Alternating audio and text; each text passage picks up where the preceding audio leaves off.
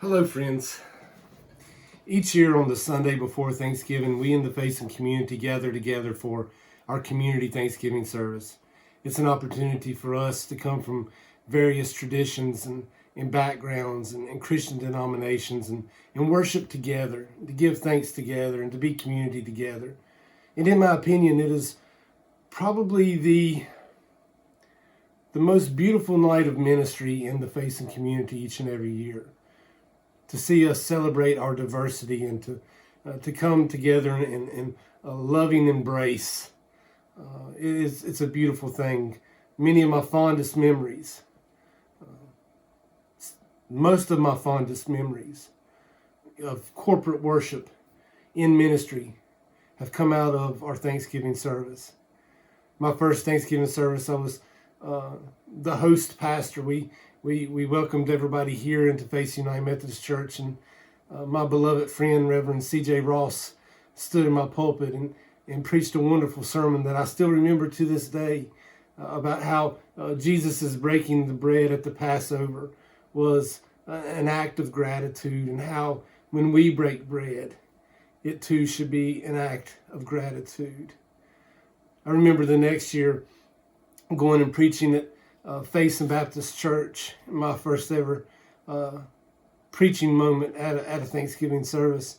And I remember getting down on my hands and knees and crawling around on the ground, reenacting an event that happened on a Black Friday to some family members, and how in that moment of just being silly, but still being serious about the gospel, how we laughed and how we were confronted with the reality that is oftentimes our Christian witness is contrary to our consumeristic habits. But my all-time favorite Thanksgiving service moment happened the year that we hosted the Thanksgiving service at Pastor Juan's church, La Roca. This was the year that La Roca had just opened their new worship space, and we eagerly anticipated the opportunity to gather together in his church's new space to worship on Thanksgiving, for our Thanksgiving service. And a couple weeks before that moment, again, I was the scheduled preacher. Juan was the host. A couple weeks before that moment, Juan's church property was vandalized.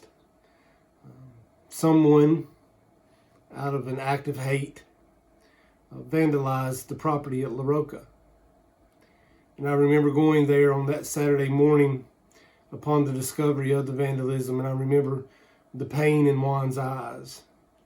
I remember the pain in the eyes of his people who gathered there to see their property destroyed by some unknown person for unknown reasons. And I remember being there present with them in that moment, and I also remember the ways in which we used it as an opportunity to come together as a community in that next couple of weeks for that Thanksgiving service. We wanted to show the people of La Roca that they were loved, and that we as a community would not stand for that level of violence or hate or destruction of their sacred ground at La Roca. And when the night came for that Thanksgiving service, we packed that new building. We packed it to the point to where there were no seats left in the house. We, that night, showed that we as the Faith and community are intolerant of such acts of hatred. That we, the body of Christ that resides in and around this community, do not sanction such actions. That we fully love and support our sisters and brothers at La Roca and at all the other churches in the community that make up our Thanksgiving service. We packed it out. And I remember that night as I was preaching, and Pastor Juan's daughter, Angela, was translating my each and every word. I just remember feeling the presence of God so thick, so heavy in that moment. Probably the highlight of my personal preaching career was that night in that moment. Fast forward a couple of years. It was sometime later that we at Facing United Methodist Church, we experienced vandalism here on our grounds. Our property was destroyed, and our people felt as if we had been victimized by an act of hateful violence. I was in Atlanta when it happened. And I remember feeling so hopeless and even more helpless. Being so far away and knowing that our property had been defaced, that many of our signifying things outside that make us us had been destroyed. I felt very helpless and hopeless in not being able to be here. And I'll never forget that in that feeling, that hopelessness and that helplessness, I was sitting in a class there in Atlanta, and my phone rang and I couldn't answer it, but I saw who it was. It was Pastor Juan. And when I got out of the building there at Candler, at the School of Theology there, I started making my way through Emory's campus back toward my hotel room, and I pulled out my phone, and I saw that Juan had left a voicemail. And I played the voicemail, and Juan said, "Hey, Jabe, I heard what happened to your church, and I want you to know that we stand with you as believers in Jesus Christ." And then all he said after that was simply, "We are with you." And you see, friends, I knew that they were with us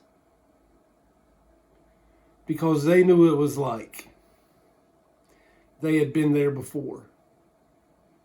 So when he said those words, "We are with you," like this peace come over my being, because I knew it was true. They knew how it felt, and they knew how it felt, and they were with us. My feeling of helplessness was lifted from me with those few little words. We are with you. You know, lately I've felt the heaviness that I know a lot of you have been feeling. I sense that many of you are getting to the point where you feel hopeless and helpless. If you listen to our Joys and Concerns time at our gatherings at Facing United Methodist Church, so long as we're able to have those, you can hear it. You can hear the heaviness. You can feel the hopelessness and helplessness sinking in on folks. The physical and the mental and the emotional and the spiritual toil that so many of us are experiencing. There's the pain of loss, grief. There's the pain of disconnection, of things being out of place, of things not being together as they should be. And there's just this fatigue. This fatigue that has set in, the fatigue of life as it is now. And I feel that many of you feel it. I feel it for some of you. At times, hopeless. And at times, helpless. But on this Christ the King Sunday, this Sunday before Thanksgiving, I want to remind us all of one very important truth.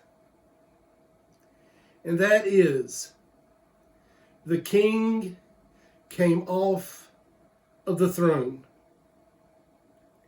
The King came off of the throne and became one of us.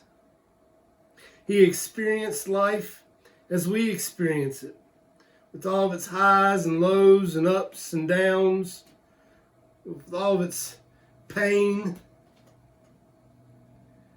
with all of its feelings of abandonment and loss. The King came off the throne and became one of us and experienced life as we experienced it, with all the grief, but also with all the joy. The King came off of the throne and became flesh. The one through whom all things came into being through, wrapped in flesh, became one of us, lived and dwelled among us, so that he could say, I am with you.